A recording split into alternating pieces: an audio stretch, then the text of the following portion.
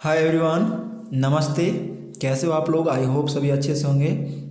तो फ्रेंड्स, आप लोग इस चैनल को पर जब पहली बार आए हो तो ज़रूर इसको सब्सक्राइब करिए एंड अपने दोस्तों के बीच इसे शेयर करिए।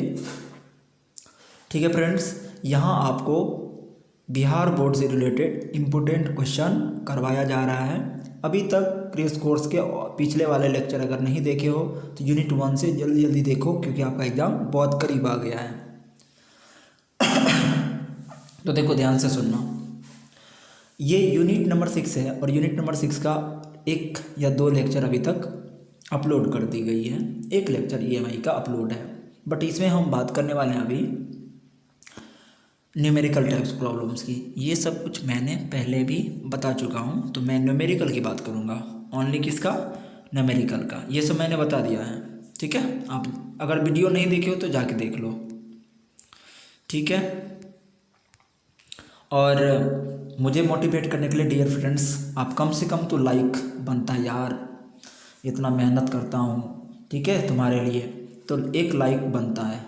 ठीक है, तो बिना लाइक किए हुए यहाँ से मत जाओ। ठीक है, क्योंकि आप भूल जाते हो, लास्ट में आप भूल जाते हो कि लाइक भी करना है, तो पहले आप लाइक कर दो। ठीक है, चलो आ जाए हम न्यूमेरिकल पे। पहला क्वेश्चन यहाँ ध्यान से सुनना। अरे यार, किसी बंद परिपथ का प्रतिरोध 10 ओम इस सर्किट से t समय मैग्नेटिक फ्लक्स फाइव बराबर 6t² - 5t + 1 से परिवर्तित होता है, तो t बराबर 0.25 सेकेंड पर परिपथ में धारा होगी। ये न्यूमेरिकल है। अब देखो, 2018 में ये बिहार बोर्ड पूछा गया था, बिहार बोर्ड द्वारा। दोस्त, फाई का इक्वेशन कितना गिवन है? 6t² - 5t + 1। ये गिवन है ना? ये गिवन है। अच्छा, टाइम भी गिवन है एंड आर की वैल्यू भी गिवन है। जो जो डाटा इस न्यूमेरिकल में हमें दिया था वो सभी डाटा यहाँ पे हमने लिख लिया। अब क्या पूछा जा रहा है? करंट की वैल्यू, सर्किट में करंट की वैल्यू। अब सुनना मेरी बात ध्यान से। क्या आपने ये पढ़ा था आई बराबर ओम्स लॉ से V/R या E/R? ठीक है, एंड फेराडे का लॉ, EMI लॉ पढ़े थे कि E बराबर -dφ/dt, और इसमें लगा, ये पढ़ाया था मैंने। ठीक है, ये आपने पढ़ा था। तो सबसे पहले -dφ/dt क्यों ना हम निकाल लें, यानी कि फाई का डिफरेंशिएशन। ठीक है दोस्त, तो देखो मैंने क्या लिखा कि as we know that I बराबर ओम्स लॉ से E/R, यानी EMF पोटेंशियल डिफरेंस बटा R, एंड पोटेंशियल डिफरेंस बराबर आप पढ़े थे फेराडे EMI लॉ से -dφ/dt। तो यहाँ फाई का इक्वेशन गिवन है, फाई का इक्वेशन यहाँ पुट कर दिए। ठीक है, फाई का इक्वेशन पुट कर दिए, और ये 1/R है ना, 1/R। समझ रहे हो या नहीं समझ रहे हो? ठीक है, अरे यार, I बराबर E/R होता है ना, तो E का मान कितना होता है? -dφ/dt। ये तो E का मान हुआ, गुना कितना? 1/R। अब तुम डिफरेंशिएट कर दो फाई का, तो देखो फाई का मैंने डिफरेंशिएट किया इंटू 1/R। R का मान कितना था? 10।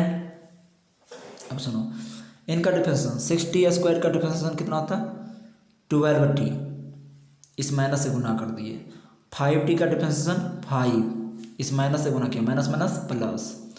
1 का डिफरेंशिएशन 0, तो ये हो गया। एंड टाइम अपना कितना दिया है? 0.25 पुट कर दिए, और जब तुम कैलकुलेट करोगे तो आ जाएगा करंट की वैल्यू 0.2 एम्पियर। नोट पॉइंट यहाँ ध्यान दीजिएगा। अगर कोई आपसे L/R, या एग्जाम में L/R, L मतलब इंडक्टेंस, R व रेसिस्टेंस, इस रेशियो में अगर आपसे पूछा जाता है डायमेंशन, तो डायमेंशन याद रखना M0 L0 T। ऐसा यूनिट ऑफ म्यू नॉट पूछे यानी परमेबिलिटी ऑफ फ्री स्पेस तो 4 × 10⁻⁷ हेनरी अपॉन मीटर होता है। Storage energy of stored energy of inductor, inductor द्वारा कितना एनर्जी स्टोर किया जाता है तो आपको 1/2 Li², जहाँ L है इंडक्टेंस, अर्थात यहाँ अगर ये सब कांस्टेंट मान लोगे तो एनर्जी इंडक्टर द्वारा जो एनर्जी स्टोर किया गया वो एनर्जी करंट के वर्क का समानुपाती होता है। एंड याद रखना ये है इलेक्ट्रोस्टैटिक्स में करंट एनर्जी डेंसिटी पढ़ाता और ये है मैग्नेटिज्म में एनर्जी डेंसिटी, ये दोनों आपस में बराबर होते हैं क्योंकि दोनों एनर्जी डेंसिटी है जिसका डायमेंशन ml⁻⁻1 T⁻²2 होता है। एंगुलर फ्रीक्वेंसी बराबर 2π/T होता है एंड एंगुलर फ्रीक्वेंसी बराबर उसे ही हम 2π फ्रीक्वेंसी लिख सकते हैं। इंस्टेंट करंट का general equation sinusoidal equation I sin ω t होता है, जहां I0 आपको है पिक वैल्यू ऑफ AC यानी शिखर मान, ठीक है। ये सब बेसिक चीज है, याद रखना है तुम्हें। नेक्स्ट क्वेश्चन वही है इंग्लिश में जो यहाँ मैंने हिंदी में समझाया था। इसका आंसर कितना होगा बता दो डियर फ्रेंड्स। इसका आंसर अभी मैंने बताया था 0.2 एम्पियर, तो ऑप्शन नंबर डी करेक्ट। आ जाइए, मेरे पास 3 यहाँ पे इंडक्टर है, एक ये। याद रखना इंडक्टर का गुण रेसिस्टेंस से मिलता है। रेसिस्टेंस मेन करंट का विरोध करता है और इंडक्टर यानी इंडक्टेंस इंड्यूस करंट का विरोध करता है, ठीक है। आप रेसिस्टेंस को जानते होंगे कि सर सबस्टांस की वह इंटरनल प्रॉपर्टी जो करंट का विरोध करे, और इंडक्टेंस किसको कहते हैं तो किसी भी कॉइल की वह इंटरनल प्रॉपर्टी जो इंड्यूस करंट का क्या करे, रेसिस्ट करे। इंड्यूस करंट को रेसिस्ट मतलब अपोज करे, उसे कहते हैं इंडक्टेंस। ये भी इंटरनल प्रॉपर्टीज है किसका, कॉइल की। तो रेसिस्टेंस को जैसे जोड़ते थे वैसे ही आप किसको जोड़ोगे, इंडक्टेंस को। तो ये है इंडक्टर, कितने इंडक्टर 3, 1 2 और 3, तीनों की वैल्यू L यानी औकात तीनों का बराबर। और इस स्थिति में अगर आप R बराबर सीरीज में सूत्र याद किए होंगे तो आपको याद होगा R/N सीरीज में। तो इस आधार पे L इंडक्टेंस का सीरीज में होगा L/N, और L कितने हैं, सब L ही है, तो L बटा क्या गो है, 3 गो, तो L/3 आंसर हो गया ये। अब आप सोच रहे सर ये किस में है, ये पैरेलल में है। किस में है ये, पैरेलल में है। किस में है ये, पैरेलल में। तो पैरेलल में कैपेसिटर कैसे जुड़ते थे, पैरेलल में रेसिस्टेंस उल्टे जुड़ते थे, ठीक है। इसीलिए यहाँ पे इंडक्टेंस भी उल्टे जोड़ा गया। अन्योन्य प्रेरण क्या होता है, ध्यान से सुनना। प्राथमिक कॉइल में धारा वैरी करने से सेकेंडरी कॉइल में इंड्यूस करंट आता है, और इसी घटना को अपना म्यूचुअल इंडक्शन के नाम से जानते हैं। और ये सब बेसिक टर्म्स है उसका।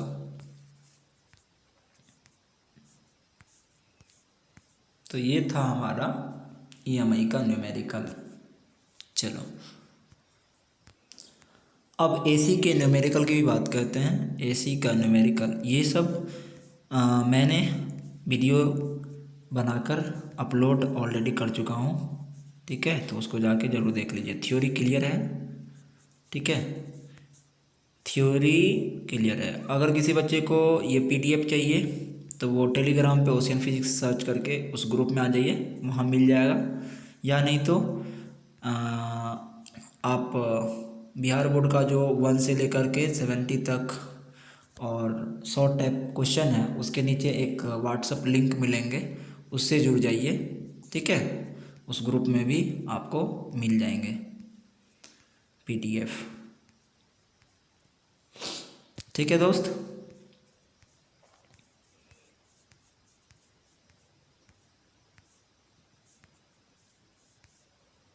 आइए न्यूमेरिकल नंबर 1 देखिए। 1 में कहा जा रहा है कि एक AC साइनोसॉइडल फंक्शन I बराबर क्या है, I बराबर 0.6 sin 100πt तो करंट की फ्रीक्वेंसी पूछा जा रहा है, करंट की फ्रीक्वेंसी। तो सबसे पहले इसका कंपेयर साइनोसॉइडल फंक्शन से करो, आई बराबर आई नॉट साइन ओमेगा टी। ठीक है, तो यहाँ से हमें फ्रीक्वेंसी से लेना देना, तो साइन ओमेगा टी बराबर 100 पाई टी। सीधा क्या लिखोगे, omega T equal to 100 pi T, T से टी कैंसिल, ओमेगा बराबर क्या पढ़े थे 2 pi frequency equal to 100 pi, pi pi cancel, 2 से काट दीजिए तो फ्रीक्वेंसी कितना हट जाएंगे 50 Hz। समझ गए ना। चलिए, तो ये हो गया आपका आंसर। अगर आपसे कोई पूछे यहाँ पिक वैल्यू करंट की, तो करंट की पिक वैल्यू 0.6। हाँ दोस्त, एक चीज़ और ध्यान रखना, फ्रीक्वेंसी तो 50 हर्ट्ज होंगे, बट एंगुलर फ्रीक्वेंसी कितना होंगे, एंगुलर ओमेगा की वैल्यू कितना आया है 100 पाई। तो ये हुआ angular frequency 100 pi. Question number 2 देखो, आई बराबर गिवेन है 60 sine 100 pi T RMS value of AC। तो AC का RMS वैल्यू बराबर क्या जानते हो, आई RMS बराबर क्या पढ़ाया गया आपको, प्रूफ भी मैंने क्या था, आई नॉट बाई √2। तो आई नॉट का मान कितना है दोस्त, आई नॉट तो यही है ना, तो 60/√2। अब √2 से हरों का परिमयीकरण कर दो, √2 गुना बाई √2, तो हो जाएगा 60√2/2, 2 से 2 काट दो तो 30√2 आंसर होंगे। ये है आपको RMS वैल्यू ऑफ AC का RMS वैल्यू। और याद रखना एक नोट, RMS वैल्यू को मापने के लिए हॉट वायर का यूज किया जाता है, गर्म तार का यूज किया जाता है। चलो, एक यहाँ पे नोट और दिया हुआ है, L/R या RC का अगर डायमेंशन लेना है तो वो डायमेंशन निकलेगा M0 L0 T। ये तो मैंने अभी बताया था कि इंडक्टेंस बाई कैपेसिटेंस या capacitance into inductance by resistance या रेसिस्टेंस इंटू कैपेसिटेंस का डायमेंशन कितना होता है, टाइम होता है। एक क्वेश्चन नंबर 3 में देखो, न्यूमेरिकल ये भी अच्छा है। एक AC इक्वेशन I बराबर 20 साइन 200 पाई टी है, करंट की frequency, peak value and RMS value. तो देखो, करंट की फ्रीक्वेंसी मांगा, तो फ्रीक्वेंसी मांगा तो सीधा लिखो इसको, I बराबर आई नॉट साइन ओमेगा टी से कर दो कंपेयर। तो ये हो गया ओमेगा टी और ये हो गया शिखर वैल्यू। ठीक है, यहाँ से फ्रीक्वेंसी मांगा था, ओमेगा टी बराबर कितना 200 pi T cancel, angular frequency कितना निकला 200 पाई, लेकिन पूछा गया फ्रीक्वेंसी तो 2 पाई एफ, एंगुलर फ्रीक्वेंसी बराबर 2 पाई एफ होता है, इक्वल टू 200 पाई, पाई से पाई कट गया, 2 से ये काट दिया, तो फ्रीक्वेंसी कितना आया 100 हर्ट्ज। और क्या मांगा आपसे, और आपसे मांगा गया पिक वैल्यू, तो पिक वैल्यू तो 20 एम्पियर हुआ। एंड RMS, तो RMS बराबर क्या जानते हो, पिक वैल्यू बटा √2, तो इससे √2 से इधर भी गुना करो इधर भी गुना करो तो हो जाएंगे 10√2, हो गया आंसर। लगभग 14.14 एम्पियर आएंगे। क्वेश्चन नंबर 4 में दोस्त देखो, एक AC इक्वेशन I बराबर 60 साइन 100 टी हो तो करंट का फ्रीक्वेंसी और RMS निकालिए। देखो आई नॉट की वैल्यू कितना, शिखर वैल्यू 60 एम्पियर एंड फ्रीक्वेंसी बराबर कितना हो गया 100/2 पाई, कट यहाँ पे मल्टीपल कर दो तो 16 हर्ट्ज होंगे और RMS वैल्यू इतना हो गया। तो ये सब सिंपल क्वेश्चन है। ठीक है, चलो अब AC सर्किट कितने प्रकार के होते हैं दोस्त, AC सर्किट रिलेटेड मैं बात करूंगा। AC सर्किट होते हैं, यहाँ पे आप देख रहे होंगे कि 6 प्रकार के हैं। पहला pure resistive circuit, pure inductive circuit, pure resistive, pure inductive, pure capacitive, LR, CR, LCR।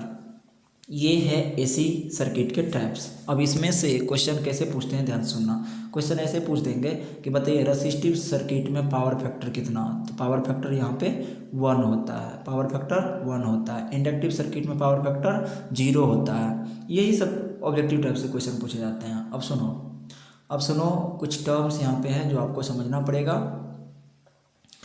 जैसे कि यहाँ आपको दिख रहा होगा phasor diagram and wave diagram of pure resistive circuit, pure resistive circuit का फेजर डायग्राम और वेव डायग्राम ये है आपको फेजर डायग्राम। इसमें हम बताना चाहते हैं आपको कि प्योर रेसिस्टिव सर्किट में जिधर ईएमएफ चलती है उधर करंट चलते हैं, यानी दोनों 0 डिग्री पर ओवरलैप होते हैं, ठीक है। तो ये है सेम फेज में। तो कोई पूछे ना आपसे कि बताइए प्योर रेसिस्टिव सर्किट में करंट और ईएमएफ की डायरेक्शन कहना सेम फेज में होता है, दोनों सेम फेज में होता है, दोनों सेम फेज में होता है। चलिए आगे बढ़ते हैं। वेव डायग्राम ऐसा होता है सेम फेज में, देखो ना ये करंट चल रहा है और इससे ऊपर कौन चल रहा है, इससे ऊपर ईएमएफ चल रहा है। ईएमएफ कांस्टेंट होता है साइनोसॉइडल फंक्शन के रूप में। And phasor diagram and wave diagram of pure inductive का, प्योर इंडक्टिव में दोस्त देखो तो करंट ईएमएफ से 90 डिग्री पीछे भाग रहा होता है। देखो ना करंट ईएमएफ से 90 डिग्री पीछे भागता है, यानी current lag behind EMF by pi by 2 से पीछे भाग रहा होता है।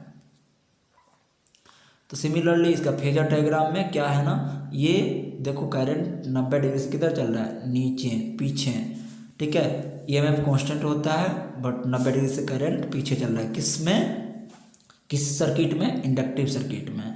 इसका मतलब है कि नेक्स्ट जो कैपेसिटिव सर्किट होगा उसमें करंट 90 डिग्री से आगे भागेगा, और वही चीज़ यहाँ पे आपको देखने को मिलेंगे। समझ गए ना। चलिए, तो प्रेरणित एक्सेल से होता है प्रेरणित प्रतिघात, जो मैंने आपको पहले बता चुका हूँ। डीसी की फ्रीक्वेंसी 0 होती है, अतः बैटरी वाले सर्किट में एक्सएल यानी इंडक्टिव रिएक्टेंस 0 होता है। Phasor diagram of pure capacitive circuit का देख लो, 90 डिग्री से कहाँ चल रहा है, आगे। देखो 90 डिग्री से करंट आगे जा रहा है, 90 डिग्री से करंट आगे जा रहा है। वही चीज़ मैंने लिखा current lead by EMF bye 90 degree, 90 degree से करंट का मान ईएमएफ से 90 डिग्री आगे चल रहा है, ठीक है। ईएमएफ फिक्स होता है, समझ गए ना। अच्छा, यहाँ ध्यान दो, एक्सी मतलब होता है कैपेसिटिव रिएक्टेंस, और इसका सूत्र होता है एक्सी बराबर 1/ओमेगा सी, और एक्सएल हुआ इंडक्टिव रिएक्टेंस, इसका सूत्र होता है ओमेगा एल। समझ गए ना। और जब यही दोनों एलसीआर सर्किट में बराबर हो जाता है तो उस स्थिति में सर्किट से करंट है हो जाती है, और उसको कहते हैं रेजोनेंस, जो हमने आपको पढ़ा चुका हूँ ऑलरेडी, ठीक है।